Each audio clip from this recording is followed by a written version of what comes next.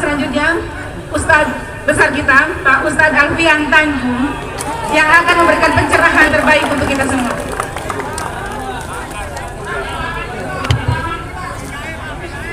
Bismillahirrahmanirrahim. Assalamualaikum warahmatullahi wabarakatuh. Alhamdulillah, sejak semalam saya jumpa dengan Bang Marwan, saya jumpa dengan Ustadz saya Pak Rizal Fadilah, guru saya Pak Saididu. Semoga saya punya kesempatan sedikit menyampaikan apa yang sedang kita alami. Kelemahan yang harus kita akui, sejak dari dulu kita selalu agresif dan sensitif terhadap situasi yang namanya bencana alam. Tetapi kita tidak memiliki antisipasi, deteksi dini, dan gerakan-gerakan yang berhubungan dengan bencana politik. Bencana politik hari ini sudah dalam genggaman hanya beberapa orang saja yang secara otoritas, yang secara kualitas, yang secara integritas jauh daripada apa yang sangat kita inginkan. Sekali lagi buat kawan-kawan, dengan izin kepada Bang Marwan, senior-senior yang dari jauh-jauh hari beliau tidak pernah berhenti untuk terus menyuarakan, termasuk Ibu Ida yang tulisannya selalu menginspirasi saya. Bapak-bapak dan ibu-ibu, saya akan mengawali dulu sedikit cerita kecil kenapa saya pernah di penjara 4 tahun. Tidak istimewa, karena perjuangan saya belum apa-apa dibandingkan beberapa tokoh. Pak Saididu di sini, Bang Marwan di sini, termasuk Pak Profesor Abbas Taha. Mulanya saya membahas tentang bahaya penjajahan Cina.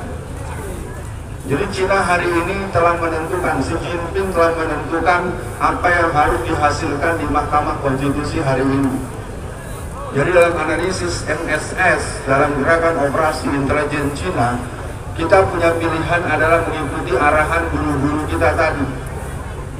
Karena kita sudah cukup lama tidak peduli terhadap sebuah konstruksi kekuatan politik secara nasional. Jadi jangan salahkan musuh kalau musuh mengalahkan kita di setiap langkah yang kita lalui. Tentu kalimat ini bukan kalimat pesimis. Paling tidak saya melihat wajah-wajah yang tidak pernah takut untuk sampai pada titik darah penghabisan untuk menjaga kedaulatan NKRI. Saudara-saudara, tentu saya harus menghitung karena tadi terdengar dari sana setelah ini akan pindah ke tengah. Mudah-mudahan tengah yang hadir tambah banyak. Jangan kalau pindah ke tengah dengan alasan kepanasan tambah berkurang, itu perlu dipertimbangkan juga. Nanti jadi bahan tertawaan bagi orang-orang yang sudah terlanjur menjadi pelanjut daripada obor-obor besar dan obor-obor kecil. Obor ya? Ya, kalau saya disebut semua lah. Yang jelas hari ini saya ingin mengatakan sudah selesai sidang Mahkamah Konstitusi. Seluruhnya dianggap tidak sesuai, tidak terbukti, tidak ada bukti, tidak sesuai. Lalu selanjutnya adalah bergantung arahan dari Pak Saididu dan kawan-kawan baru. Nah, semua saya ingin katakan buat semua yang hadir, apakah kita ciutnya hadapi situasi ini? Kita harus ingat negara Indonesia sudah bukan sekedar tidak baik-baik saja. Negara Indonesia sudah hancur-hancuran. Saya kadang-kadang bermimpi bisa bertemu dengan Pak Saididu. Saya belum kesampaian, biar sekarang saya sebut terbuka. Kapan saya bisa berkonsultasi? Kerja kecil saya baru 12 angkatan saya mengadakan pendidikan politik untuk Jawa Tengah.